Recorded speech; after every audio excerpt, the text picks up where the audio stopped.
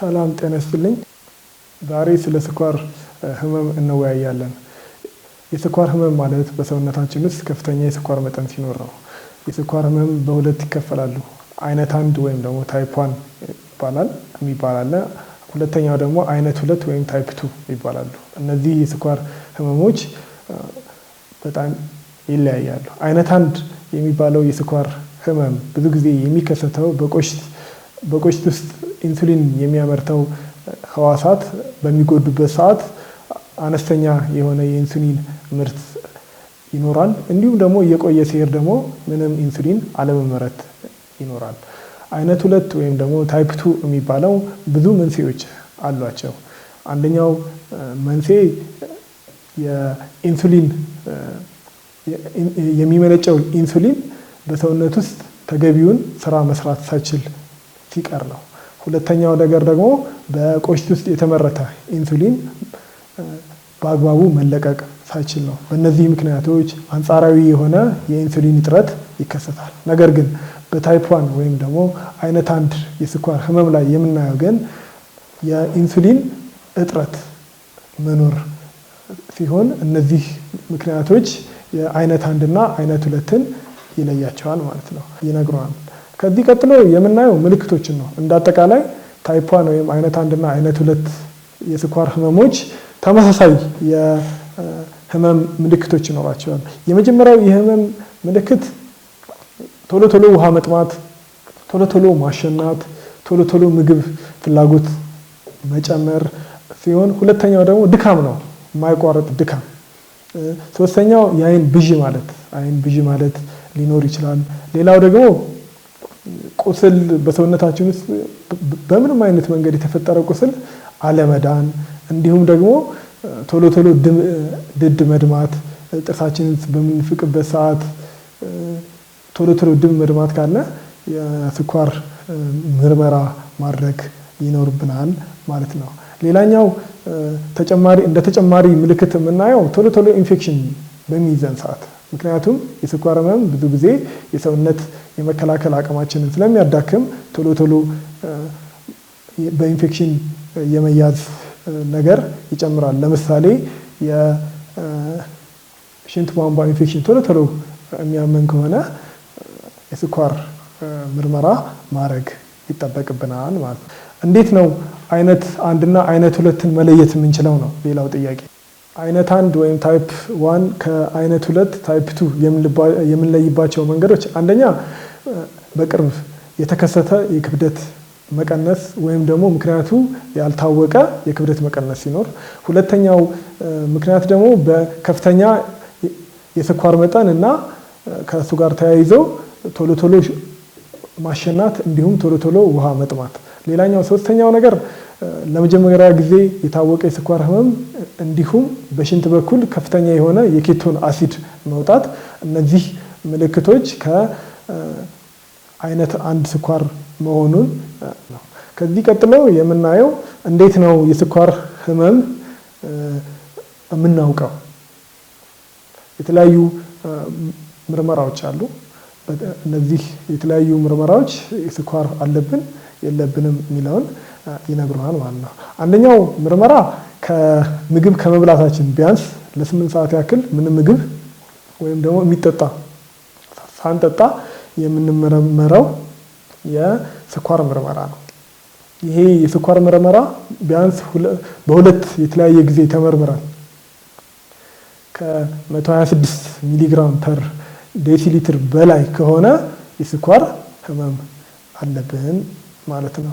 ሌላኛው የስኳር ህመም የምናውቅበት መንገድ በማንኛውም ሰዓት ምግብ በልተን ከ2 ሰዓት በኋላ የምንመረመረው ምርመራ ከ200 ሚሊግራም ፐር ዲኤል በላይ እና ቅድም ያልኳቸው ለምሳሌ ቶሎ መሽናት፣ ቶሎ ውሃ መጠማት እና ቶሎ መብላት ነገሮች ካሉ እና የስኳር መጠናችን ምግብ ከበላን ከ2 ሰዓት በኋላ ያለው ከ200 በላይ ከሆነ የስኳር ህመም እንዳለብን ይነግረናል ማለት ነው። ሌላኛው ሶስተኛው የስኳር ህመምን ልናቅበት የምንችለው መንገድ የ3 ወሩ የስኳር ምርመራ ነው።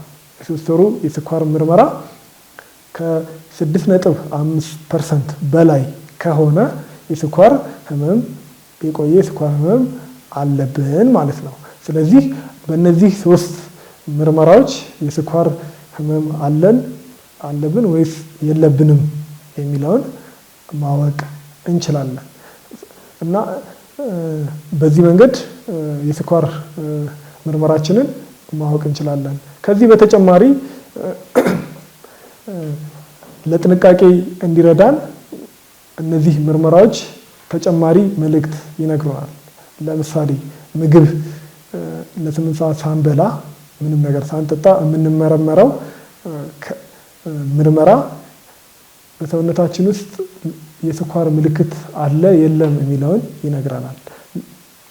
ይህም የሆነው መቼ ነው? ምግብ ሳንበላ ከ8 ሰዓት በኋላ የምንመረመረው ምርመራ ከ100 እስከ 125 ሚሊግራም ፐር ዲኤል ከሆነ የስኳር ምልክት እየታየብን ነው ማለት ነው። ስለዚህ ቶሎ ወደ ሕክምና ቦታ ሄደን ወደ ስኳር ህመም እንዳይቀየር ምን ማድረግ እንዳለብን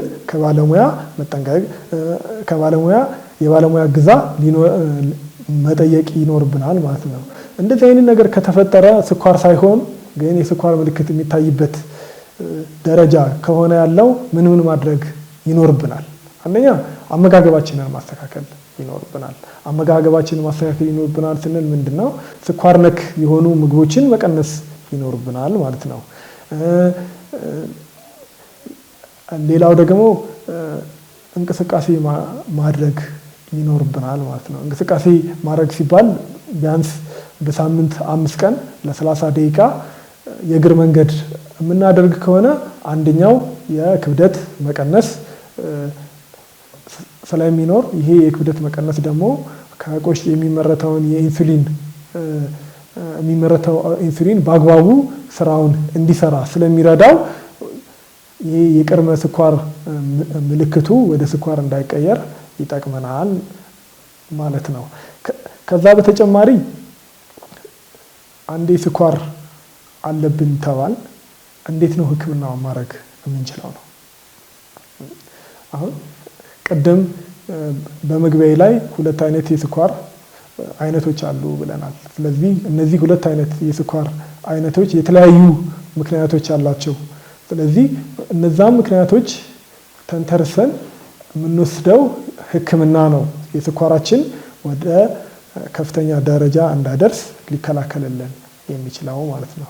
ስለዚህ እንዴት ማከም እንችላለን የሚለው ነው።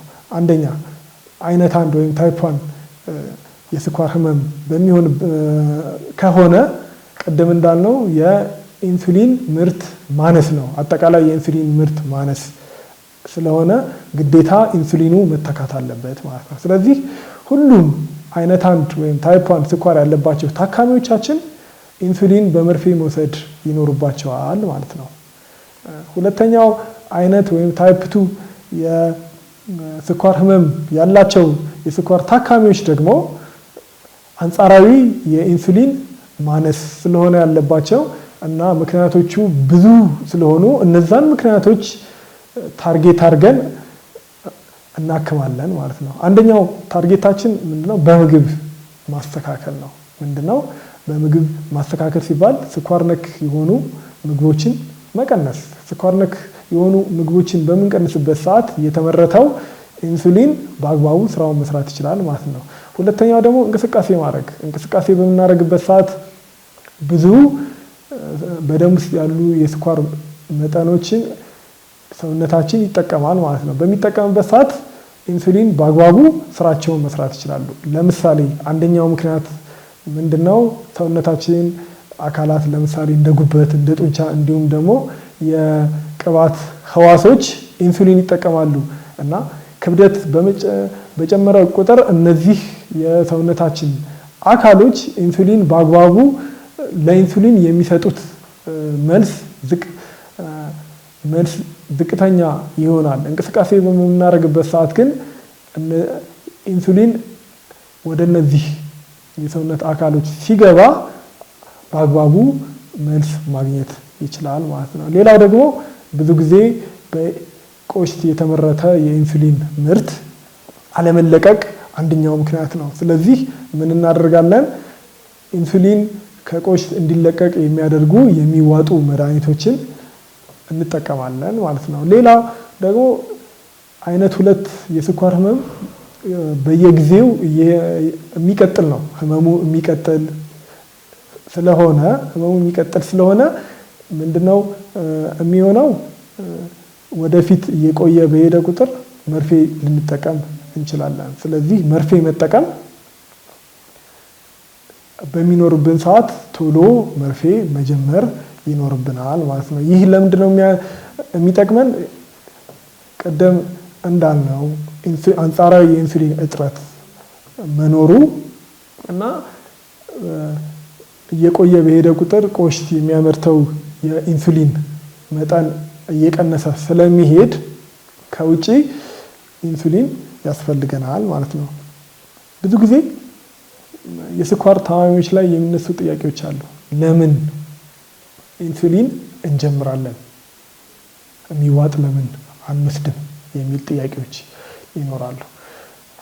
ያ የስኳር ህመም እንደሚታወቀው ህመሙ እየተባባሰ የሚቀጥል ጉዳት በሰውነት ላይ ጉዳት የሚያስከትል ከመሆኑ አንፃር ከብዙ ቆይታ በኋላ የኢንሱሊን ምርት ሙሉ ለሙሉ በሰውነት መመረት መቆም የሚጀምርበት ጊዜ ሲመጣ ኢንሱሊን ግዴታ ከውጪ መጀመር ሊኖርብን ይጠበቃል። አንደኛው ምክንያት። ሁለተኛው ምክንያት አይነት 1 ወይም ታይፕ 1 የስኳር ህመም አጠቃላይ የኢንሱሊን እጥረት ስላለ ከውጪ መውሰድ ይኖርባቸዋል። እነሱ ይሄ አይነት ህመም ያለባቸው የስኳር ታማሚዎች ግዴታ ኢንሱሊን መውሰድ ይኖርባቸዋል፣ አጠቃላይ እጥረት ስላለ ማለት ነው።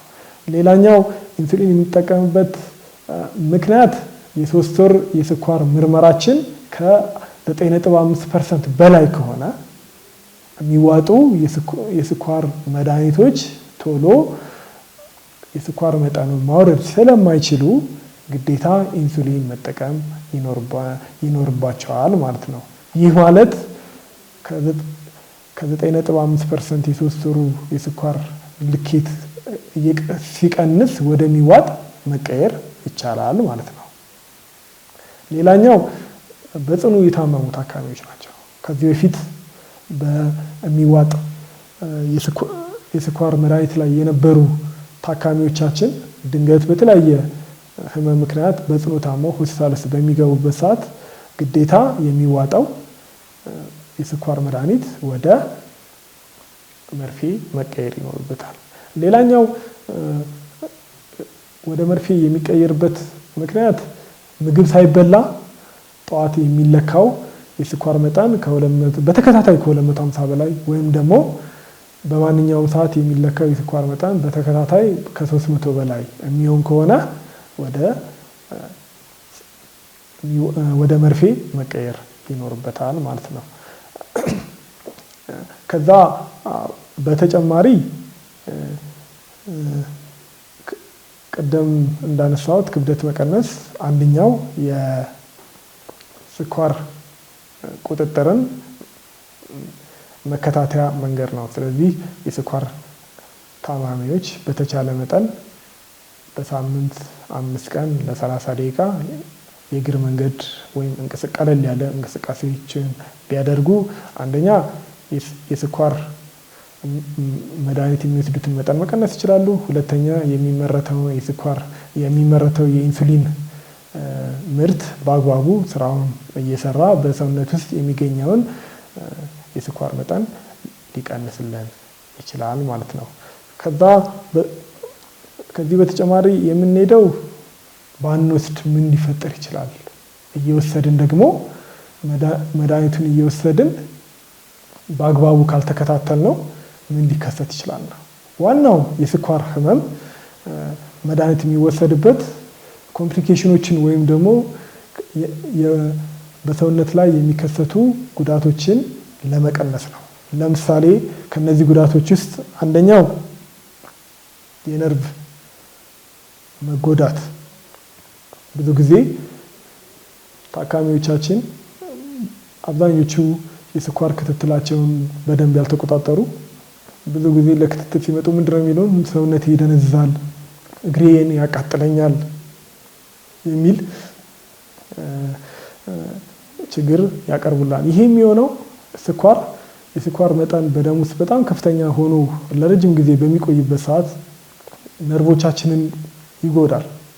ስለዚህ በእግራችን ላይ የማቃጠል ስሜት፣ የመደንዘዝ ስሜት እንዲኖር ያደርጋል ማለት ነው። እነዚህ ምክንያቶች እንዳይከሰቱ ስኳራችንን በአግባቡ መቆጣጠር ይኖርብናል ማለት ነው። ሌላኛው የአይን ህመም ነው። የአይን እይታ መቀነስ ነው። ስለዚህ የስኳር ታካሚዎቻችን የአይን ህመምን፣ የነርቭ ጉዳትን እንዲሁም ደግሞ የኩላሊት ጉዳትን ለመከላከል እና ጉዳቱን ለመቀነስ ስኳራቸውን በአግባቡ መቆጣጠር፣ በሐኪም የሚታዝላቸውን መድኃኒት በአግባቡ የመውሰድ፣ ችግር በሚኖርበት ሰዓት መተው ሐኪማቸውን በማማከር እንዴት መውሰድ እንዳለባቸው፣ ምን ማድረግ እንዳለባቸው በመጠየቅ መከታተል ይኖርባቸዋል ማለት ነው። እነዚህን ካደረጉ ቢያንስ እነዚህ ጉዳቶች